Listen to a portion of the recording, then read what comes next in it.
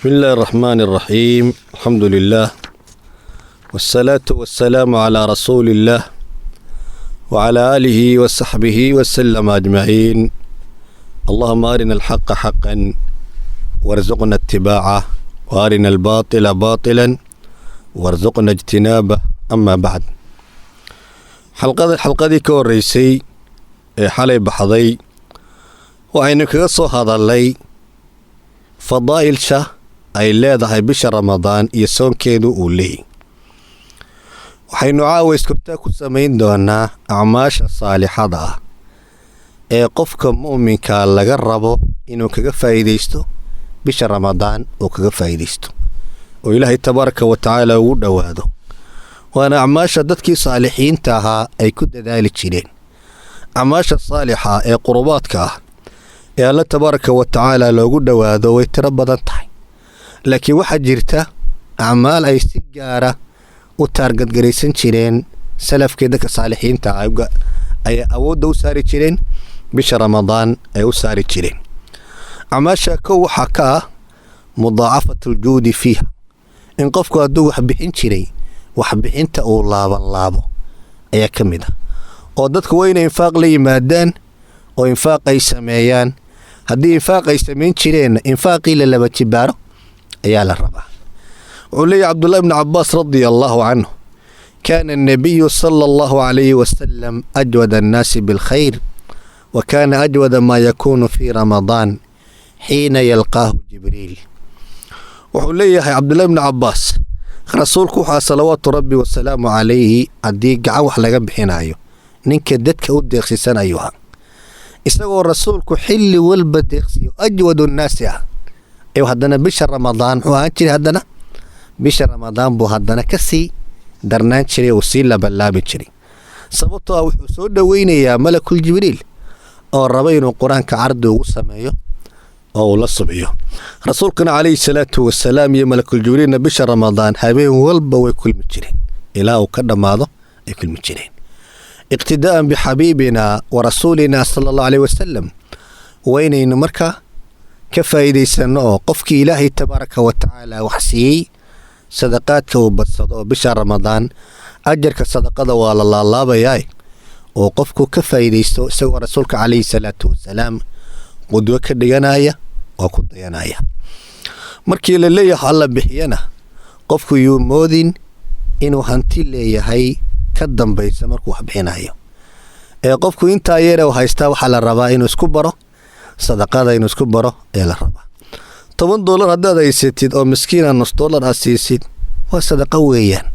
waxaa laga yaabaa weliba mararka qaarkood inay ka ajar badato $1,000 oo qof kala dhiibay inay ka ajar badato. juhdulmuqil ayaa la yidhaahdaa, waa qof aan waxba haysanin juhdigiisa kama dambaysta markuu dhiibo uu ka ajar badan karaa mid maxay hanti haysto kunkan waxba aanay yeelahaynin uu ka ajar badan karaa. acmaasha bisha Ramadaan lagaga faa'iidaysanaya waxaa ka mid ah mudaarasatul qur'aan, qur-aanka in la subciyo oo laysku dhegaysto oo layska dhegaysto ayaa ka mid ah. waana sunna mahjuura cindana macna qur-aanka waa la aqriyaa, laakiin in lagu subciyo maxay tahay, ama qofkan uu cardiyo maxay tahay, waa sunna mahjuura weeyaan. asaatidada qur-aanka, macallimiinta qur-aanka iyo xafadada qur-aanka iyo dadka qur-aanka akhriya ghaaliban meelay ku subcinayaan inta badan oo ramadaanta ina aragtid waa iska naadir weeyaan. laakiin malakul jibriil calayhi salaam iyo nabiyullaahi maxamed calayhi salaatu wasalaam habeen kasta oo ramadaana maxay akhrin jireen, qur-aanka ayay akhrin jireen. rasuulku calayhi salaatu wasalaam wuxuu cardin jiray qur-aanka, malakul jibriil buu cardin jiray oo ka dhagaysan jiray.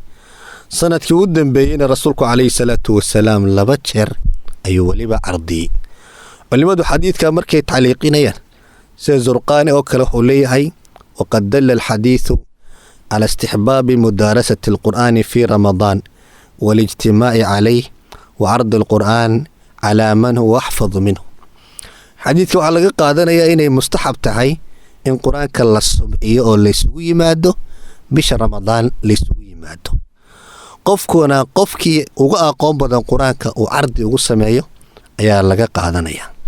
ibn xajar casqalaani raxmatullaahi calayh waxa uu tilmaamay xikmadda ku jirta in rasuulka iyo malakul jibriil habeen kastoo ramadaana ay qur-aanka ku subciyaan ama rasuulku cardiba ugu sameeyo. laba faa'iido ku jirta ama laba xigmadood buu leeyahayo. midda koowaad waxa weeyaan waa tacaahudu. waxaa ku jirta qur-aankii oo lagu noqnoqonayo oo lagu dadaalayo. shayga labaad ee ku jira waxa weeyaan waxaa rasuulka calayhi salaatu wasalaam la rabaa in la baro kii la nasakhay iyo kii aan la nasakhayn la kala baro ayaa la rabaa. oo sanad kasta markii cardi loo sameeyo meesha maxaa ka hadhaya oo qur-aankii ka baxaya? intii la nasakhay baa ka baxaysa.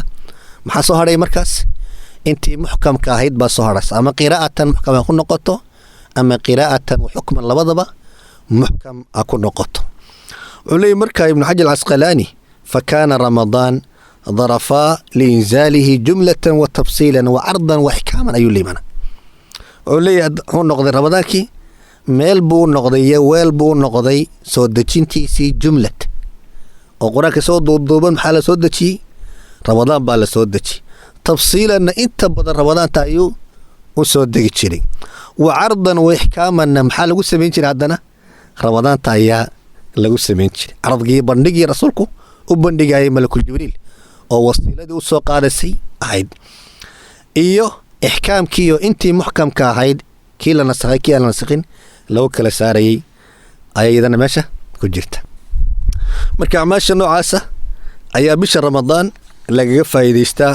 laakiin caawa insha allahu tacaala intaas aynu ku dayno si aynu u dhammaystirno habeen dambe acmaasha la rabo bisha ramadaan in lagaga faa'iidaysto. ilaahayna tabaaraka wa tacaala hayna waafajiyo. سبحانك اللهم وبحمدك أشهد أن لا إله إلا أنت أستغفرك وأتوب إليك.